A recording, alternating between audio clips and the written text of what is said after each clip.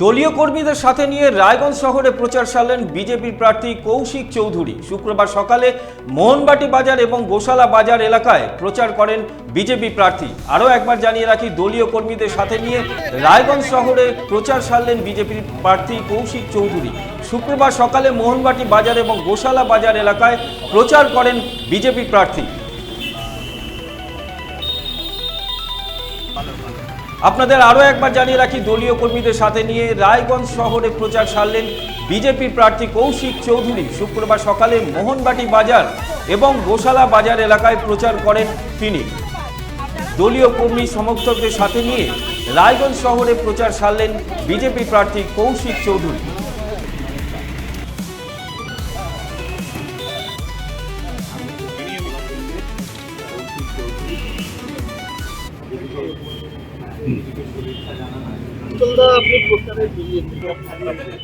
প্রচারে ভীষণ সাড়া পাচ্ছি, খুব ভালো সাড়া পাচ্ছি।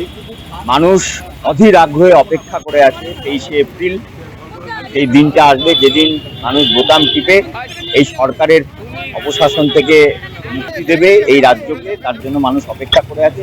বিপুল সাড়া, যেখানে যাচ্ছি মানুষ দৌড়ে দৌড়ে আসছেন, হাত মেলাচ্ছেন, কথা বলছেন, জড়িয়ে ধরছেন, তাদের সমস্যার কথা বলছেন, তাদের অনুভবগুলো বলছেন, তারা কেন সরকার পাল্টাতে চান সেগুলো বলছেন। সব মিলিয়ে প্রধান প্রতিপক্ষ বলে কেউ নেই আমার বিরুদ্ধে। যারা দাঁড়িয়েছেন সবাই আমার প্রতিপক্ষ, সবাই আমার কাছে একই রকম ব্যাপার। এরকম কারণ বলছি এই কারণেই, কারণ প্রত্যেকেই তার দলের সর্বোচ্চ যে জায়গা সেই জায়গা থেকে প্রতিদ্বন্দ্বিতা করছেন, তার দলের সর্বোচ্চ নীতি আদর্শের জায়গা থেকে প্রতিদ্বন্দ্বিতা করছেন। তারা প্রত্যেকেই প্রচারে নেমেছেন, তারা প্রত্যেকেই চেষ্টা করছেন নিজের দলকে জেতাতে, নিজের প্রার্থীকে জেতাতে, নিজের জিতে। সুতরাং সবাই প্রতিপক্ষ।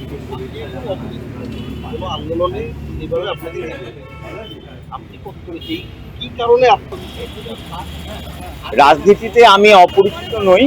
আমি দীর্ঘদিন ধরে ভারতীয় জনতা পার্টি করি। ভারতীয় জনতা পার্টি বর্তমানে আমি জেলা সম্পাদকের দায়িত্বে আছি। আর আমার একটা সামাজিক ভূমিকা আছে। আমি দীর্ঘ প্রায় 30 বছর ধরে বিভিন্ন সামাজিক কাজের সাথে যুক্ত, একটি সামাজিক সংগঠনের সাথে যুক্ত, যেখান থেকে আমি শিশুদের নিয়ে কাজ করেছি, মহিলাদের ক্ষমতায়ন নিয়ে কাজ করেছি, শিডিউল কাস্ট, শিডিউল ট্রাইব এবং মুসলিম যে মহিলারা আছেন তাদের উন্নয়নের জন্য কাজ করেছি। তো সামাজিকভাবে মানুষের পাশে আমি ভীষণ পরিচিত, মানুষ আমাকে ভীষণভাবে দেখছেন। আমার প্রতিপক্ষ কেউ হয়তো বলতে পারেন যে আমি অপরিচিত, তাতে খুব বেশি কিছু নয়, কারণ আমি দেখেছি আমি কতটা পরিচিত। আমি যখন মানুষের কাছে যাচ্ছি তাদের দুহাত তুলে আশীর্বাদ তাদের আমার কাছে আসে। মানুষকে সবচাইতে বড় বার্তা যেটা, ভোটে শুধু রায়গঞ্জ জেতা নয়, এবার গোটা পশ্চিমবঙ্গ আমরা জিতবো।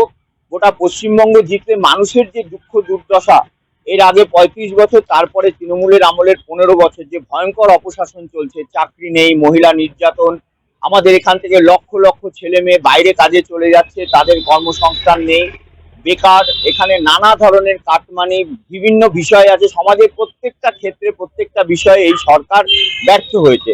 তো আমরা জিতলে একটা সুন্দর, স্বচ্ছ, পরিষ্কার প্রশাসন দেব, যেখানে ছেলেমেয়েরা চাকরি পাবে, সকলের হাতে কাজ থাকবে। রায়গঞ্জের জন্য সবচাইতে বড় বার্তা যেটা, রায়গঞ্জ বিধানসভার একটা বিরাট অংশ হচ্ছে রায়গঞ্জ মিউনিসিপ্যালিটি, যেখানে জ্যামজট একটা বড় সমস্যা, ইনফ্রাস্ট্রাকচার ডেভেলপমেন্ট একটা বড় সমস্যা। সেটা আমার প্রথম কাজ হবে। দ্বিতীয় কাজ, রায়গঞ্জে মেডিকেল কলেজ আছে কিন্তু স্বাস্থ্য পরিষেবা সেখানে ভালো নয়, সেই স্বাস্থ্য পরিষেবা ভালো হওয়ার দরকার। গ্রামগঞ্জ থেকে ছেলেমেয়েরা বাইরে কাজে চলে যায়, তো এইখানেই তারা যাতে নিজেদের বাড়িতেই কাজ পায়, এখানেই থাকতে পারে, সেই বিষয়গুলোতে আমি নজর দেব।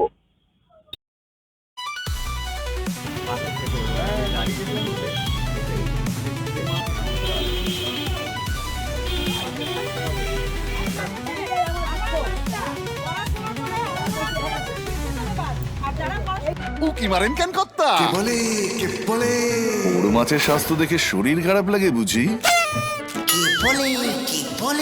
আরে মাছেরা বলছে, এবার থেকে আপনার মাছেদেরও দিন কল্যাণীস প্রিমিয়াম ফ্লোটিং ফিশ ফিড। ঘরের লক্ষ্মী আজই ঘরে আনো কল্যাণীস প্রিমিয়াম ফ্লোটিং ফিশ ফিড, ভাসমান খাদ্য।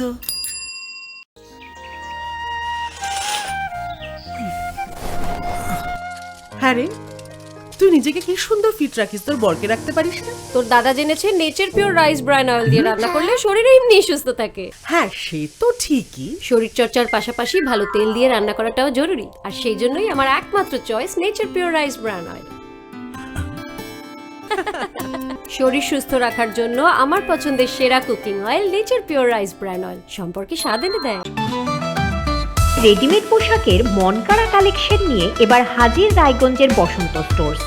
একই ছাদের নিচে পেয়ে যাবেন লেহেঙ্গা, চুড়িদার, শাড়ি, ব্লেজার সহ ছোট বড় সবার মনের মতো পোশাক। তাই আর দেরি নয়, আজই আসুন বসন্ত স্টোর্সে। আমাদের ঠিকানা বিধাননগর মোড়, NS রোড, রায়গঞ্জ, উত্তর দিনাজপুর।